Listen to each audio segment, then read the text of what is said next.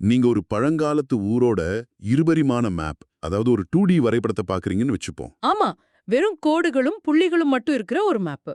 Correct. அத பார்த்துட்டு இந்த ஊர்ல மலைகளே இல்ல, பள்ளத்தாக்குகளே இல்ல, இது ஒரு தட்டையான நிலப்பரப்பு அப்படின்னு நீங்க முடிவுக்கு வந்தா அது எவ்வளோ பெரிய தப்போ, அதே தப்பத்தான் பழங்கால நூல்களை படிக்கும்போதும் நாம செய்றோம். ரொம்ப சரியான ஒரு உதாரணம். ஏன்னா நாம ஒரு நவீன கால சட்ட புத்தகத்தை படிக்கும்போது அதுல இருக்கிற விதிகள் ரொம்ப தெளிவா, எந்த குழப்பமும் இல்லாம கருப்பு வெள்ளையா இருக்கணும்னு எதிர்பார்க்கிறோம். ஆனா பல ஆயிரம் வருஷங்களுக்கு முன்னாடி எழுதப்பட்ட அந்த சமூக, ஆன்மீக கட்டமைப்புகளை நாம ஆராய முற்படும்போது அந்த வரைபடம் திடீர்னு பல பரிமாணங்கள் கொண்டதா மாறிடுது. இந்த ஒரு ஆழமான விவாதத்திற்கு உங்களை வரவேற்கிறேன். இன்னைக்கு நாம பார்க்க போற தலைப்பு ரொம்ப காலமாவே சமூகத்துல பெரும் சர்ச்சைக்கு உள்ளான ஒண்ணு, மனுஸ்மிருதியும் பெண்களின் உரிமைகளும். இது ரொம்ப சிக்கலான, ஆனா கண்டிப்பா ஆழமா விவாதிக்கப்பட வேண்டிய ஒரு தலைப்பு. பொதுவெளியில காத்தீங்கன்னா மனுஸ்மிருதி அப்படிங்கிறது பெண்களை அடிமைப்படுத்தும் ஒரு நூல், அவங்க எந்த சுதந்திரத்துக்கும் தகுதியே இல்லாதவங்க அப்படின்னா அது ரொம்ப ஆணித்தரமா சொல்லுதுன்னு ஒரு பரவலான கருத்து இருக்கு. அது நம்ம மறுக்க முடியாது. ஆமா. அந்த பரவலான கருத்து தான் இன்னைக்கு நாம ஆய்வு செய்ய போறோம். ஆனா, இந்த விவாதத்துக்குள்ள நுழையறதுக்கு முன்னாடி ஒரு விஷயத்த ரொம்ப தெளிவா உங்களுக்கு உணர்த்த நாங்க விரும்புறோம். கண்டிப்பா அத சொல்லிடணும். நாம இங்க எந்த தரப்பிற்கும் ஆதரவாகவோ இல்ல எந்த ஒரு சித்தாந்தத்துக்கு எதிராகவோ பேச போறது கிடையாது. எக்ஸாக்ட்லி. மூல சமஸ்கிருத ஸ்லோகங்கள் உண்மையாவே என்ன சொல்லுது, அது எந்த வரலாற்று மற்றும் தார்மீக பின்னணியில எழுதப்பட்டுச்சு அப்படிங்கறத மட்டும் ரொம்ப நடுநிலையா ஆராய போறோம். இது அந்த பழங்கால மக்களோட மனநிலைய புரிஞ்சுக்கிற ஒரு வரலாற்று பயணம் மட்டும்தான். இணையத்துல கிடைக்கிற மேலோட்டமான மொழிபெயர்ப்புகளை தாண்டி அந்த பழங்கால சமூகம் கட்டமைச்சு வச்சிருந்த தர்ம நுணுக்கம் என்ன அப்படிங்கறத தேடி பயணிக்கிறது தான் இந்த விவாதத்தோட நோக்கம். அப்போ தாமதிக்காம நேரா முதல் குற்றச்சாட்டுக்கே வருவோம். மனுஸ்மிருதி மேல இருக்கிற மிகப்பெரிய விமர்சனமே பெண்களுக்கு சுதந்திரம் கிடையாது அப்படிங்கிற அந்த வரிதான். ஆமா, மனுஸ்மிருதியோட 5.148வது ஸ்லோகம். அதுல பாத்தீங்கன்னா, ஒரு பெண் குழந்தை பருவத்துல அப்பாவோட பாதுகாப்பிலும், இளமையில கணவனோட பாதுகாப்பிலும், முதுமையில மகனோட பாதுகாப்பிலும் இருக்கணும் அவள். ஒரு பொதும் சுதந்திரத்திற்கு தகுதியானவள் அல்ல அப்படின்னு சொல்லுது. ந பஜேத் ஸ்திரீ ஸ்வதந்திரதாம் அப்படிங்கிற அந்த மூலவரி அப்பட்டமான பெண்ணடிமைத்தனம் இல்லையா? இத வேற எப்படி புரிஞ்சுக்க முடியும்? இத ஒரு நவீன கால பார்வையில படிக்கும்போது அப்படிதான் தோணும். ஆனா இங்க மொழிபெயர்ப்புல நடந்த ஒரு மிகப்பெரிய பிழைய நம்ம கவனிக்கணும். ஆஹா. சமஸ்கிருதத்துல ஸ்வாதந்திரா அப்படிங்கிற வார்த்தைய இன்றைய நவீன கால அரசியல் அர்த்தத்துல சுதந்திரம், அதாவது ஃப்ரீடம் இல்லனா லிபர்ட்டி அப்படின்னு மொழிபெயர்த்துட்டாங்க. ஓ, அப்போ உண்மையான அர்த்தம் அது இல்லையா? கிடையாது. சனாதன தர்மத்தோட தார்மீக சூழல்ல விவசாயமும் போர்களும் அதிகமா இருந்த அந்த பழங்கால சமூகத்துல அந்த வார்த்தைக்கு பாதுகாப்பற்ற நிலை, அதாவது வல்னரபிள் அப்படின்னு அர்த்தம். ஒரு நிமிஷம். அப்போ ஒரு பெண்ண ஒருபோதும் பாதுகாப்பற்ற நிலையில அனாதரவா கைவிட்டுடக் கூடாது அப்படிங்கறது தான் அந்த ஸ்லோகத்தோட உண்மையான நோக்கமா? துல்லியமா அதுதான். இத கொஞ்சம் விரிவா சொல்லுங்களேன். அதாவது ஒரு பெண்ண தன்னிச்சையா இயங்க விடாம தடுக்கிற சிறைச்சாலை கிடையாது இது. மாறா அவள சுத்தி அமைக்கப்பட்ட ஒரு பாதுகாப்பு வளையம் அப்படின்னு சொல்றீங்களா? அந்த பழங்கால சமூக அமைப்பின்படி அது அப்படித்தான் வடிவமைக்கப்பட்டுச்சு. அன்றைய காலகட்டத்துல உடல் ரீதியாகவும் பொருளாதார ரீதியாகவும் பெண்கள் சுரண்டப்படுவதை தடுக்க தந்தை, கணவன், மகன் ஆகிய 3 பருவத்து ஆண்களுக்கும் மனு ஒரு தார்மீக பொறுப்பை விதிக்கிறார். அதாவது ஒரு ஆயுள்கால பாதுகாப்பு வளையம்னு சொல்லலாம். ஆமா, ஒரு ஆண் தன் வீட்டு பெண்ணை எந்த காலகட்டத்திலும் கைவிட்டு செல்லக்கூடாது, அதாவது டிசார்ஷன் பண்ணக்கூடாது அப்படிங்கிறதுக்காக ஆண்களுக்கு இடப்பட்ட கடுமையான கட்டளை அது. அந்த வாதத்தை நான் புரிஞ்சுக்கிறேன். ஆனா ஒரு டவுட். பொருளாதார சுதந்திரம் இல்லாம ஒரு பாதுகாப்பு வளையம் அப்படிங்கிறது எப்படி சாத்தியமாகும்? மனு 8.416வது ஸ்லோகத்துல மனைவி, மகன், அடிமை 3 பேருக்கும் சொந்தமா எந்த சொத்தும் கிடையாது. அவங்க சம்பாதிக்கிறதெல்லாம் குடும்ப தலைவனுக்கே சேரும் அப்படின்னு தெளிவா சொல்லியிருக்கேன். அது உண்மைதான். இது அவள பொருளாதார ரீதியா ஆண்களை சார்ந்து இருக்க வைக்கிற ஒரு தந்திரம் இல்லையா? இது மேலோட்டமா பார்க்கும்போது அப்படி முரண்பாடா தெரியலாம். ஆனா இத பழங்கால கூட்டு குடும்ப அமைப்போட அந்த ஜாயிண்ட் ஃபேமிலி சிஸ்டம் பின்னணியில வச்சு பார்க்கணும். அந்த ஸ்லோகத்துல மனைவி அப்படின்னு மட்டும் சொல்லப்படல, மகன் அப்படின்னு ஆண குறித்தும் சொல்லப்பட்டிருக்கு. ஓ, மகனுக்கும் சொத்துரிமை இல்லைன்னு சொல்லியிருக்கா? ஆமா, விமர்சகர்கள் பலரும் மகனை வசதியா மறந்துடுறாங்க. ஒரு பெரிய கூட்டு குடும்பத்துல குடும்பத்தோட பொருளாதாரம் செதறிடக்கூடாது அப்படிங்கறதுக்காக சொத்தோட மேலாண்மை அதிகாரம் குடும்ப தலைவன் கிட்ட மட்டுமே இருக்கணும் அப்படிங்கிற ஒரு நிர்வாக விதி இது. சரி, குடும்ப தலைவன் கிட்ட நிர்வாக அதிகாரம் இருக்கு அப்படிங்கிறது ஓகே. ஆனா ஒரு பெண்ணுக்குன்னு தனிப்பட்ட முறையில எந்த சொத்துமே இருக்கக்கூடாதா? அவளுக்கு எந்த பொருளாதார பாதுகாப்பும் இல்லையா? அங்கதான் மனுஸ்மிருதி மிக தெளிவான ஒரு தனி உரிமையை வழங்குது.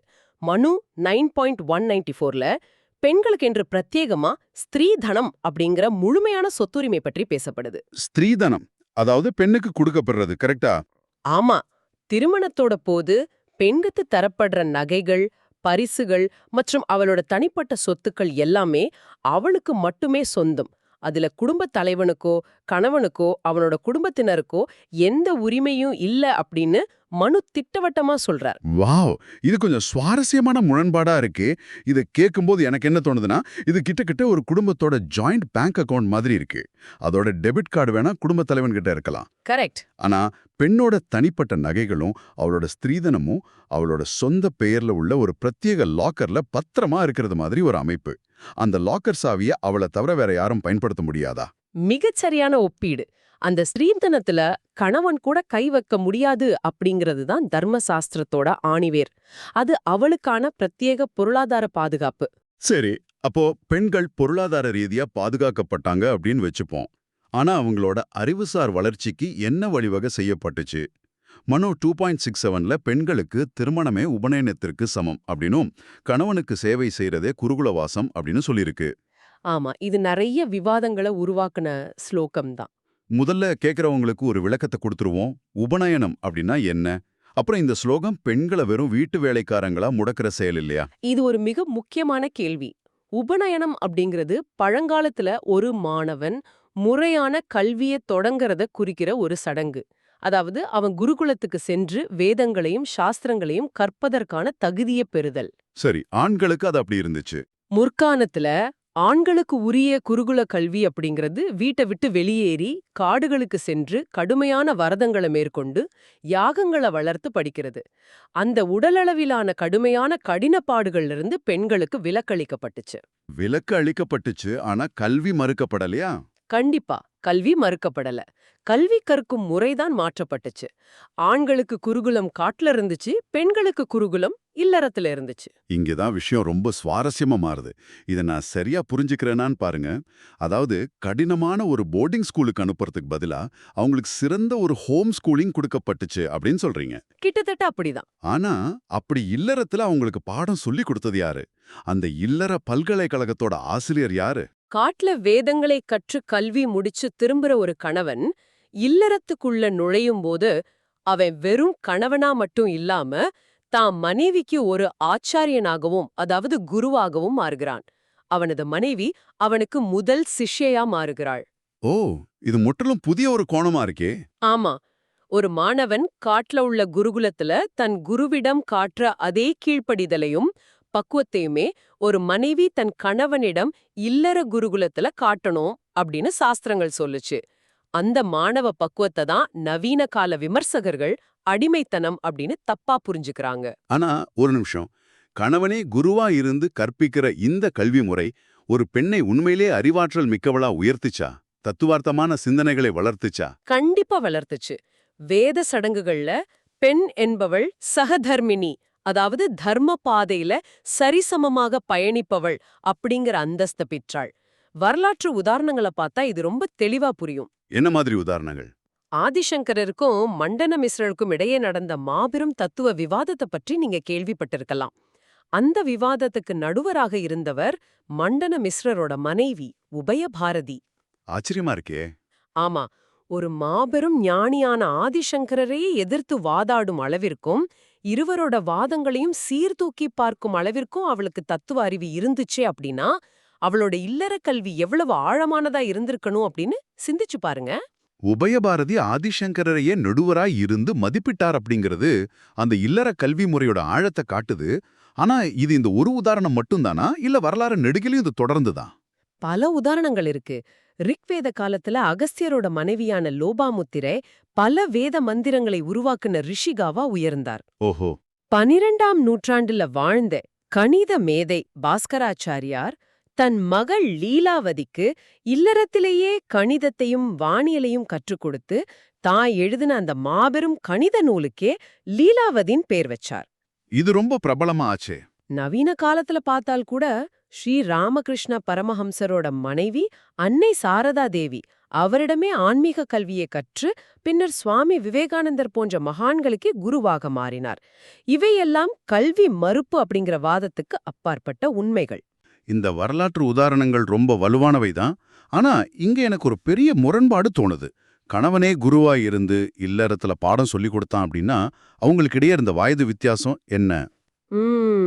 இது ஒரு முக்கியமான கேள்வி. மனுஸ்மிருதி 9.94ல 30 வயது ஆண் 12 வயது பெண்ணையும் 24 வயது ஆண் 8 வயது பெண்ணையும் திருமணம் செய்யலாம் அப்படின்னு ஒரு அதிர்ச்சியான வரி இருக்கே. ஆமா, அது இருக்கு. இன்றைய காலகட்டத்தோட பார்வையில பார்த்தா இது அப்பட்டமான குழந்தை திருமணம். இது எப்படி தார்மீக ரீதியா நியாயப்படுத்த முடியும்? இந்த ஸ்லோகத்தை படிக்கும் எவருக்கும் இந்த அதிர்ச்சி ஏற்படவே செய்யும். ஆனா இந்த எண்கள் எங்கிருந்து வந்துச்சு அப்படிங்கறத அந்த பழங்கால வர்ண அமைப்போட பிரம்மச்சரிய கால அளவோட பொருத்தி பார்க்கணும். பிரம்மச்சரிய கால அளவா? அதுக்கும் இதுக்கும் என்ன சம்பந்தம்? முற்காலத்துல பிராமணர்கள் வேதங்களை முழுமையா கற்க 36 வயது வரை குருகுலத்துல பிரம்மச்சரியத்துல இருந்தாங்க. சத்திரியர்கள் 24 வயது வரையும், சூதரர்கள் 16 முதல் 20 வயது வரையும் பிரம்மச்சரியத்துல இருந்தாங்க. அவங்க காட்டுல கல்விய முடிச்சிட்டு இல்லறத்துக்கு திரும்பும்போது இயற்கையாகவே அவங்களோட வயது 30களை நெருங்கி இருந்துச்சு. சரி, ஒரு ஆண் கல்வி முடிச்சு வரும்போது 30 வயசு ஆகுது அப்படிங்கிறது புரியுது. ஆனா அதுக்காக அவன் 8 வயசு இல்ல 12 வயசு பெண்ணை திருமணம் செய்யணும். இது எந்த விதத்துல தர்க்க ரீதியானது? சுமார் 1000 வருஷங்களுக்கு முன்னாடி வாழ்ந்த மேதாதிதி அப்படிங்கிற புகழ்பெற்ற தர்மசாஸ்திர உரையாசிரியர் இதுக்கு மிக தெளிவான ஒரு விளக்கத்தை தர்றாரு. அவர் என்ன சொல்றார்? இந்த 30, 12, 24, 8 அப்படிங்கிற எண்கள் கட்டாய சட்ட விதிகளோ இல்ல கணித சூத்திரங்களோ கிடையாது. திருமணம் செய்து கொள்ளும் ஆண் பெண்ணை விட கணிசமான அளவு மூத்தவனாக, அதாவது அவளுக்கு வழிகாட்டும் ஆச்சாரியனாக இருக்கணும் அப்படிங்கறத உணர்த்துவதற்கான வெறும் உதாரண எண்கள் மட்டுமே அப்படிங்கிறாரு. ஓ, அது ஒரு ரெஃபரன்ஸ் மாதிரி தான். ஆமா. மேலும் அந்த பழங்கால வழக்கப்படி திருமணம் நடந்தாலும் அந்த பெண் கணவன் வீட்டிற்கு உடனே சென்று குடும்பம் நடத்த மாட்டாள். உடனே செல்ல மாட்டாள்னா இது எப்படி செயல்பட்டுச்சு? இது 2 ஸ்டேஜ் மேரேஜ் எனப்படும் இரு கட்ட திருமணம். சிறு வயதுல திருமணம் அப்படிங்கிற சடங்கு நடந்தாலும் அந்த பெண் பருவம் அடைந்து ருது சாந்தி அப்படிங்கிற சடங்கு நடந்த பிறகே கணவனுடன் இல்லற வாழ்க்கையை தொடங்குவாள். அதுவரை அவள் தன் பிறந்த வீட்டிலேயே தான் வளர்வாள். ஒரு நிமிஷம் நில்லுங்க. 2 கட்ட திருமணமா இருந்தாலும் சரி, இல்ல இது வெறும் தார்மீக உதாரணமா இருந்தாலும் சரி, இந்த வயது வித்தியாசம் நவீன கால அறிவியலுக்கும் மருத்துவத்துக்கும் முற்றிலும் முரணானது. இது இன்றைய காலத்துக்கு பொருந்தாதே. மிக சரியான வாதம். இத அன்றைய மருத்துவ நூல்களே முரண்பட்டு தான் பாக்குது. தர்ம சாஸ்திரங்களை விட முற்கால மருத்துவ நூலான சுஸ்ருத சம்ஹிதை ஒரு பெண்ணுக்கு 16 வயதும் ஆணுக்கு 25 வயதும் ஆகும்போதுதான் திருமணம் செய்யணும் அப்படின்னு அறிவியல் பூர்வமா பரிந்துரைக்குது. அப்படியா? மருத்துவ நூல்கள் அப்படி இருக்கா? ஆமா. அதைவிட முக்கியமா மனுஸ்மிருதியிலேயே 4.176வது ஸ்லோகத்துல ஒரு ஆணித்தரமான விதி இருக்கு. எந்த ஒரு தர்மம் சமுதாயத்துக்கு துன்பத்தை தருதோ அதை உடனே கைவிட வேண்டும் அப்படின்னு சொல்லியிருக்கு. இது ரொம்ப ஒரு ஆழமான வரி. கண்டிப்பா. ஒரு விதி வலிய தருதுன்னா அது தர்மம் அல்ல. அதனாலதான் இந்து சமுதாயம் இந்த இளவயது திருமணங்களை எப்போதோ கைவிட்டு நவீன காலத்துக்கு ஏற்ப தன்னை மாத்திக்கிச்சு. அது ஒரு முக்கியமான பதிவு. சமுதாயத்திற்கு துன்பம் தரும் தர்மத்தை கைவிடணும் அப்படிங்கிற விதி மனுவிலேயே இருக்கிறது பலருக்கும் தெரியாத ஒரு விஷயமா இருக்கும். சரி, இப்போ அதை விட சிக்கலான ஒரு தலைப்பிற்கு வருவோம். சொல்லுங்க. மனு 5.544ல கணவன் குணம் இல்லாதவனாக மோசமானவனாக இருந்தாலும் கற்புள்ள பெண் அவனை கடவுளாக மதிக்க வேண்டும் அப்படின்னு சொல்லப்பட்டிருக்கு. இதை நான் எப்படி புரிஞ்சுக்கிறது? இது ஒரு ட்ரிக்கியான இடம்தான். ஏன்னா இது குடும்ப வன்முறையையும் மோசமான கணவனோட அடக்குமுறையையும் சகிச்சுக்கணும் அப்படின்னு பெண்களை மூளைச்சலவை செய்யற வாதம் இல்லையா? ஒரு பெண் தனக்கு இழைக்கப்படும் கொடுமைகளுக்கு பலிகடா ஆகணுமா? இது நவீன கால உளவியலின் படி பார்த்தா அது அப்படிதான் தோணும். நாம இன்னைக்கு திருமணத்தை ஒரு சாதாரண உலகியல் ஒப்பந்தமா, அதாவது ஒரு லீகல் கான்ட்ராக்டா பாக்குறோம். இருவருக்கும் பிடிக்கலன்னா முறிச்சுக்கலாம் அப்படின்னு நினைக்கிறோம். ஆமா, அது ஒரு சட்டபூர்வமான ஒப்பந்தம் தானே இன்னைக்கு. ஆனா பழங்கால ரிஷிகள் திருமணத்தை ஒரு ஆன்மீக உடன்படிக்கையா, சோல் கவனன்ட்டா பார்த்தாங்க. அவங்க பார்வையில ஆன்மாக்கள் பல பிறவிகளை கடந்து பயணிக்குது. திருமணம் அப்படிங்கிறது பித்ருலோகத்துல தேவர்கள் மற்றும் முன்னோர்களின் சாட்சியா செய்து கொள்ளப்படும் 7 பிறவிக்கான பந்தம். 7 பிறவிக்கான பந்தம். சரி. அதனால ஒரு கணவனோட தீய குணம் அப்படிங்கிறது அவனது ஆன்மாவோட நிரந்தர குணம் அல்ல. அது அவனது முற்பிறவி வினையான பிராரப்த கர்மா. ஒரு நிமிஷம். பிராரப்த கர்மா அப்படின்னா முற்பிறவியோட வினை. அவனோட முற்பிறவியோட வினையால அவன் மோசமா நடந்து கொள்கிறான் அப்படின்னா அதுக்காக அந்த பெண் அவனுடைய தீய குணத்தை தாங்கிக்கிட்டு அமைதியா சித்திரவதை அனுபவிக்கணுமா? இது ரொம்ப ஆபத்தான ஒரு நியாயப்படுத்தல் மாதிரி தோணுது. இல்ல அவங்க அத சித்திரவதை அனுபவிக்கும் நிலைய பார்க்கல. இத அவங்க எப்படி புரிஞ்சுக்கிட்டாங்க அப்படிங்கிற அந்த பழங்கால மனநிலைய நாம உற்று நோக்கணும். எப்படி பார்த்தாங்க? தர்ம சாஸ்திரங்களின்படி தன் துணையோட கர்மவினையை தீர்க்க அவனுக்கு தார்மீக துணையா நின்று அவனது ஆன்மாவை தூய்மைப்படுத்துறதே ஒரு உண்மையான துணையோட கடமை. இத ஒரு சுமையா அல்ல ஒரு ஆன்மீக பொறுப்பா அவங்க பார்த்தாங்க. மகாபாரதத்துல வர்ற சாவித்ரி சத்யவான் கதையை எடுத்துக்கோங்க. ஆமா, சாவித்திரி கதை பலருக்கும் பரிச்சயமான ஒண்ணுதான். சத்யவானோட ஆயுள் முடிய போகுது, அது அவனது கர்மா அப்படின்னு சாவித்திரிக்கு முன்பே தெரியும். ஆனா தெரிஞ்சும் அவனையே மணக்கிறா. அவன் இறக்கும்போது அவனது கர்மாவை கடந்து தான் ஆன்ம பலத்தால் யமதர்மனிடம் வாதாடி அவனை மீட்டு வர்றா. இது வெறும் பொறுமையோட வெளிப்பாடு அல்ல, ஒரு ஆன்மாவை மீட்கும் பிரம்மாண்டமான ஆன்மீக பயணம். சாவித்திரியோட கதை ஒரு ஆன்மீக உருவகம் அப்படிங்கறது புரிஞ்சுக்க முடியுது. ஆனா நடைமுறை வாழ்க்கையில ஒரு கணவன் திருந்தவே முடியாத அளவுக்கு வன்முறையாளனாகவோ இல்ல தவறானவனாக இருந்தா அந்த பெண் தன்னை தற்காத்துக் கொள்ள அந்த சாஸ்திரங்கள்ல எந்த ஒரு நடைமுறை வழியும், அதாவது பிராக்டிக்கல் அவுட்கம் சொல்லப்படவில்லையா? சொல்லப்பட்டிருக்கு. விமர்சகர்கள் அதைத்தான் மறைக்கிறாங்க.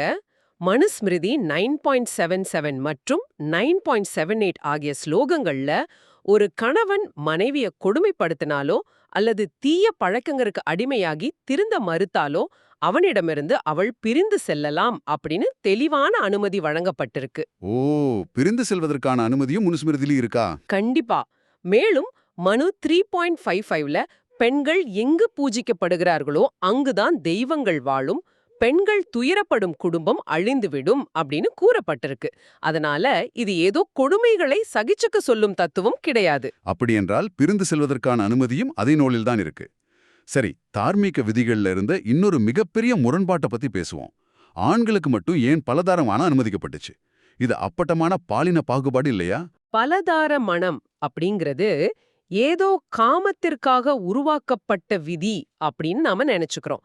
ஆனா அன்றைய சமூக அமைப்புல இதன் பின்னாடி 3 முக்கிய காரணங்கள் இருந்துச்சு. முதலாவது பிண்ட பிரதானம். பிண்ட பிரதானம் அப்படின்னா? இறந்த முன்னோர்களுக்கு குடும்பத்தோட வாரிசுகள் அளிக்கும் உணவு மற்றும் ஆன்மீக அர்ப்பணிப்பு. இந்த சடங்கு பிரபஞ்சத்தோட சமநிலையை காப்பதா அவங்க நம்புனாங்க. இத சரியா செய்ய தந்தை யார் அப்படிங்கறத உறுதியா அறியும் வம்ச தூய்மை, மெட்டர்னல் சர்டினிட்டி ரொம்ப அவசியம். அதனால பெண்ணோட தூய்மை ரொம்ப கடுமையா பாதுகாக்கப்பட்டது. சரி, அது முதல் காரணம். ரெண்டாவது காரணம் என்ன? ரெண்டாவது பிரகிருதி புருஷ தத்துவம். இத ஒரு விவசாய சமூகத்தோட கண்ணோட்டத்துல பாருங்க. ஆண் என்பவன் விதை, பெண் என்பவள் நிலம் அப்படின்னு மனு 9.33 விளக்குது.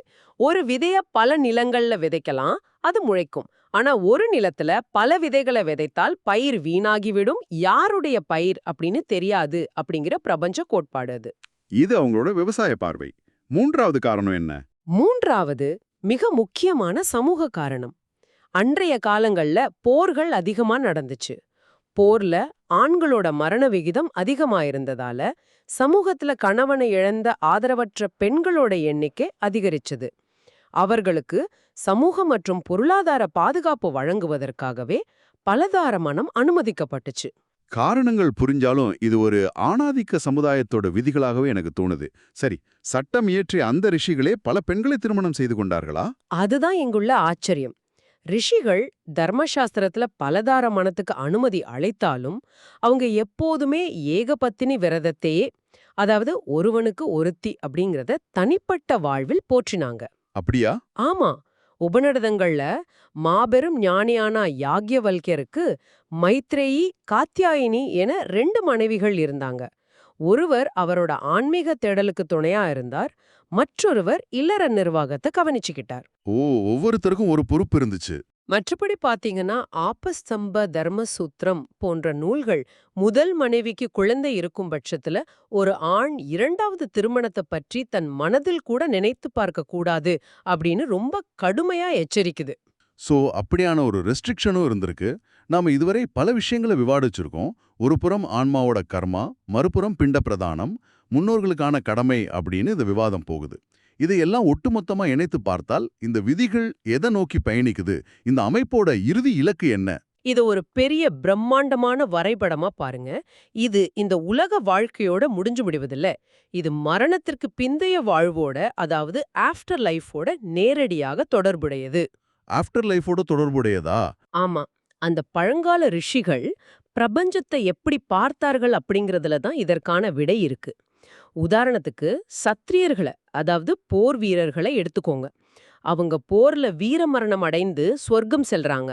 அங்கு அவர்களுக்கு ரம்பை, ஊர்வசி போன்ற அப்சரஸ்களுடன் இன்பம் கிடைக்குது. சத்திரிய பெண்களும் அதே சொர்க்கத்தை அடைகிறார்கள். ஸ்வர்க்கத்துல முற்பிறவி கர்மா முடிந்து புதிய கர்மா தொடங்குது. ஒரு நிமிஷம், ஸ்வர்க்கத்துல கர்மா மாறும் அப்படிங்கிறதுக்கு ஏதாவது உதாரணம் இருக்கா? மகாபாரதத்துல திரௌபதியோட கதையை எடுத்துக்கோங்க. திரௌபதிக்கு 5 கணவர்கள் எப்படி வந்தாங்க? அவள் முற்பிறவியில சிவபெருமானிடம் தனக்கு ஒரு சிறந்த கணவன் வேணும் அப்படின்னு 5 முறை வரம் கேட்டாள். ஓ ஆமாம். அந்த முற்பிறவி கர்மா முடிஞ்சு ஸ்வர்க்கத்திற்கு சென்று அடுத்த பிறவியில புதிய கர்மாவோடு வந்ததால தான் அவளுக்கு 5 கணவர்கள் கிடைப்பதை பிரபஞ்ச விதி அனுமதிக்குது.